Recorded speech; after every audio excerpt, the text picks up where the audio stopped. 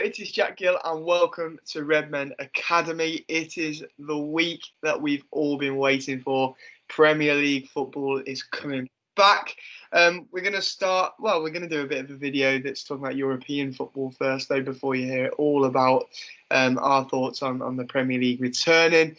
But before we go into it, the news this week regarding Liverpool, Chirivella has been confirmed as a Nantes player. He signed a contract until 2023. We did a video a few weeks ago when this rumour first started, James, about Chirivella and what we thought about the move. But I'm happy for him. Are you? Yeah, I mean, he deserved that move where he's going to be playing for, a decent side in a top league. And, he's a really likeable person. He seems like a lad who just wants to get his head down and work. And I'm glad he's got that move. He could have, accepted that contract at Liverpool and maybe got a few minutes here and there. But he's a quality player and, maybe at not our level, but a level above under-23 football and cup fixtures for sure. Yeah, definitely. Fair play to him because, Exactly.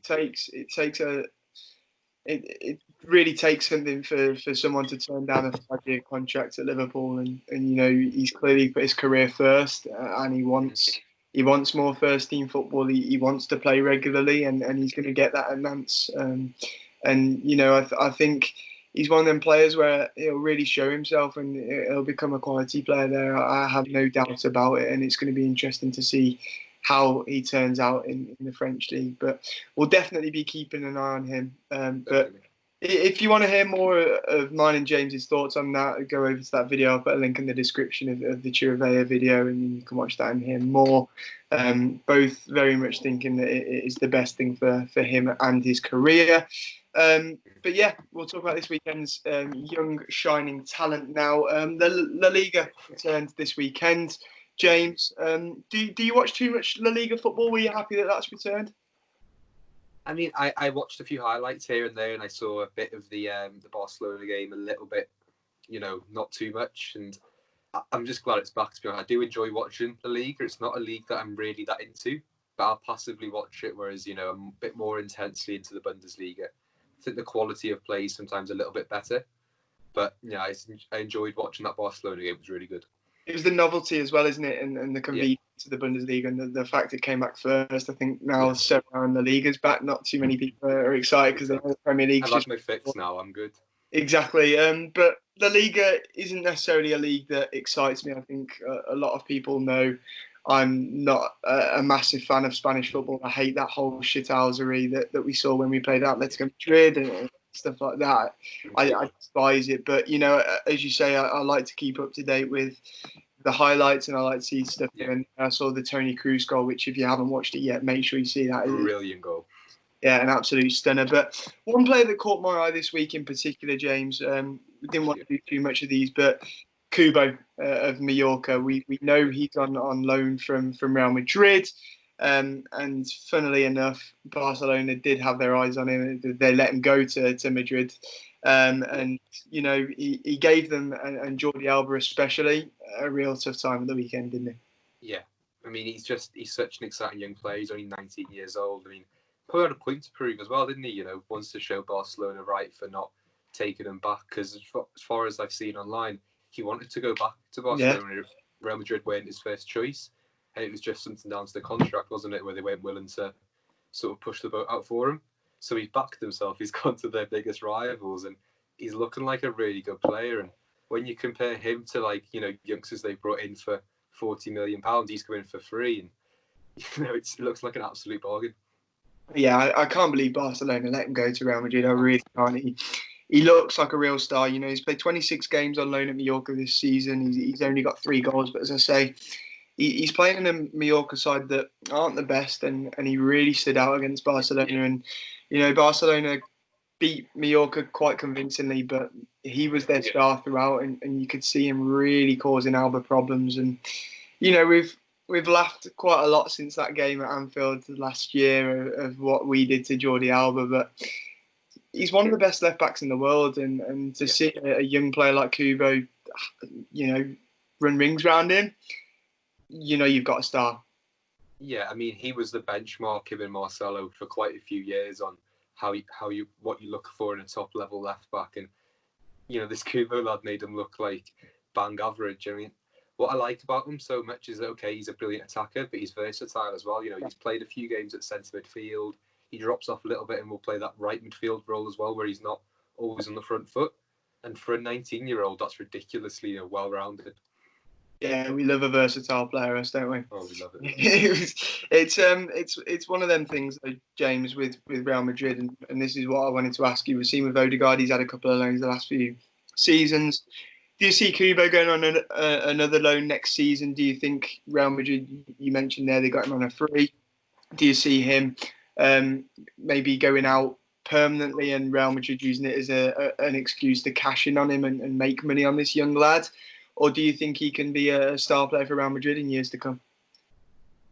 I mean, I'd be surprised if he was to go out permanently, because he does seem to be, very well sort of respected at the club, and they did do a lot of moving to bring him in. But I don't think he's quite at that level of, your Vinicius and your Rodriguez yet. He's a little bit more raw, and that's nothing against him. He's come from the Japanese league, which isn't known for being the most competitive. So I think another loan deal in La Liga, especially, that's important for him, I think, to stay in the league. And then, 12 months' time, see where he's at, see if he's at that quality where he can consistently get on the bench, because Real Madrid have a very stacked team. They've got players who they've brought in over the last couple of years who are struggling to make that, match day squad. So it's going to be even harder for him because they've spent, no money on him. Yeah, absolutely. I do agree. I think he would benefit from another loan next season. But I think Real Madrid have to do everything they can to keep him, because he does look like a player that will be a star. And they can't let him go permanently just yet. It rubs it in the noses of Barcelona as well if he is to become the star that everyone think he will become at Real. Yeah, I mean, I know we hate talking about the commercial side of football, but to have, the next big Asian star is absolutely massive for a club like Real Madrid. I know over the last few years, they've done a lot of moving to expand their influence in the Middle East, and the Asian market's, pretty much untapped, isn't it? And to have the biggest player in Japan, probably the most sport-loving country in that part of Asia, would be absolutely huge for the club. Yeah, and I bet there's a lot of Japanese eyes on him right now. We've seen Takumi Minamino and how loved he is in Japan, and what he's done for us signing him. So I think, as you say, that is definitely another pull factor in why Real Madrid will want to be keeping hold of this man. But it'll be interesting to follow where he ends up next summer, if he does go out on another loan, if he does stay in Real Madrid's ranks and they start to use him more. It's going to be interesting to keep an eye on him. Going back to the Bundesliga, what a weekend once again for Erling Haaland, James. We spoke about him in our last video, and we'll put the link in the description for that one as well, where we've looked at Bundesliga talents, youth talents, and what it's been like since lockdown and who's impressed us. This is a man we spoke about. Obviously, he's got injured. He'd come on off the bench at the weekend. Dortmund looking poor, struggling for a goal. He comes on the pitch, doesn't really do anything until the 95th minute, where he pops up with a very, very good, well-placed header to win the game for Dortmund and to prevent Bayern from winning the title for a few days. Yeah, I mean, he's delayed the inevitable, which, is absolutely fine. But I think it was only a matter of time until he came back into form and he started showing that, that creativity, that clinicalness that we've become so accustomed to over the last sort of year and a half. And he's such a good player. He's one of those players who you can rely on in the big moments, because he doesn't seem to feel the pressure. You give him the ball, he knows where he's going to put it, and that seems to translate to any scenario, really. And, we are sort of just waiting for it to tick, wasn't it, him to be back at full fitness, because we know once he's fully fit what he's capable of doing.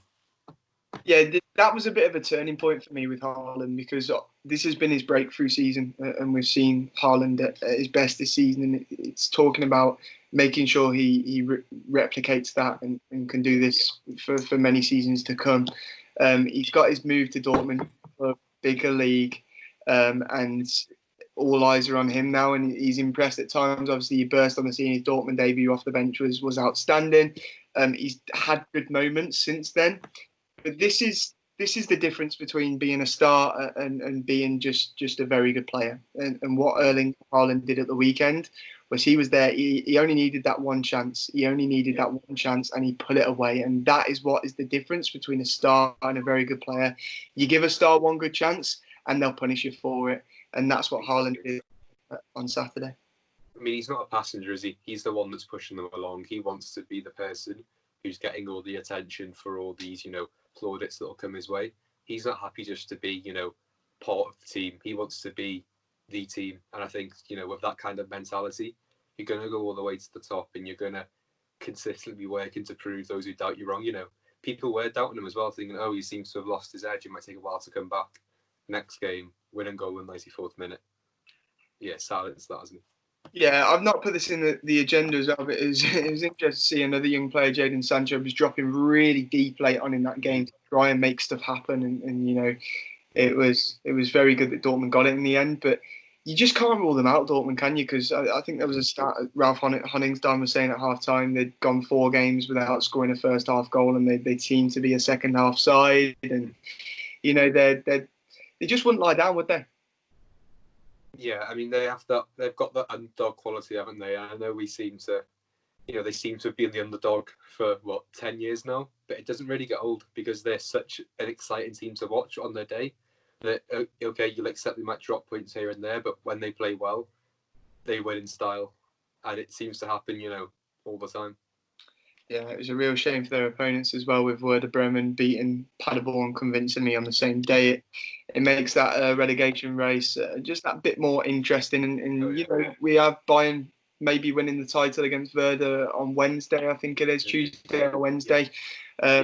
Werder have absolutely something to play for now, James.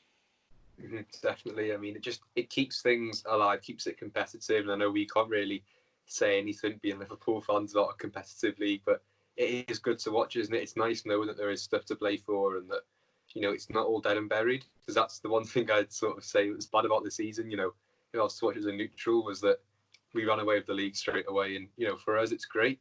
But for someone else watching it, it's probably ridiculously boring. So having the Bundesliga still being there and going, I'm not going to complain at all. Yeah, I was going to say I'm not going to complain. This has been the best season ever. So, it's one of them situations. Another youngster, James, that impressed me this weekend was Josh Zirkzee of Bayern Munich. And there's a couple of mad stats on this lad. He started his 4th game for Bayern. It was his 4th goal in the Bundesliga, sorry. And each goal he has scored with his first shot of the game. A mad stat for him, really. It was a pretty easy goal. It was put on a plate for him. I think Sommer made a great save just before it and then just gave him the ball. But it's still a very good finish. He was quite a long way out, and for him to finish first time from there, I thought it was a good finish from him. What do you make of this lad, James? I really like him. I think I spoke about him, I think about a month ago, 2 months ago, and I was saying that I was quite excited to see him play, and because he's a big lad, 6'3", 6'4". He's got pace, and he's not just the target man. He's got that ability to create problems running directly too, and he's not overly prolific at youth level. I've got here he's only got 2 goals in a total of 16. But in the Bayern Munich second team, appearances. But then for the first team, he's got 4 goals in a total of 8 games. So it's really interesting to watch him because he's up in his game as he's going up in the age groups, and he's getting a lot of attention. Well, if you're training with Lewandowski every day, you're gonna get better after all. And it was good to see for Bayern. I think a lot of people would have seen that at the weekend. At the weekend, and thought interesting because they were without some big names. Lewandowski and Muller both suspended, and they went for a young side. But players like Josh Zirkzee showed exactly why they have trust put in them, because they're quality players, and it was a very good goal from him, and they still managed to beat Mönchengladbach and get that job done, though they left it very late before Goretzka got the winner. They did well, and it's another goal for Josh Zirkzee, and as you say, he's not raising too many eyebrows yet. I don't think too many people are thinking he's going to become a star, but he's definitely one where, as you say, he's got 4 goals in 8 for Bayern. He's definitely one to keep an eye on, and Sure. It's going to be interesting to see what happens with him. As I say, a lot of people are saying, who are Bayern going to get as a Lewandowski replacement? Will Haaland go there after Dortmund? Will that be his next step? Or will they just bring through Josh Zirkzee, and will at that point he be ready to become a star, James? Yeah, I mean, their fans, from what I've seen on Twitter, seem to think so, and they seem to really like the look of him. They're very eager to see him get minutes because, his goal to game ratio speaks for itself, and it's no surprise that he's doing so well because we can see that he's a good player. He's exciting, and he's that kind of player that fans want to see come through the academy and impress when given opportunities. Yeah, and just before we end, what a week of football we're going to have. Obviously, the Premier League back on Wednesday. Bayern can also win the title in the Bundesliga in midweek. It's setting it perfectly, isn't it, really, for German fans as well to go, oh, all right, the league's done there. Bundesliga's over. We'll watch the Premier League now. And it's just so good to have football back, isn't it, James?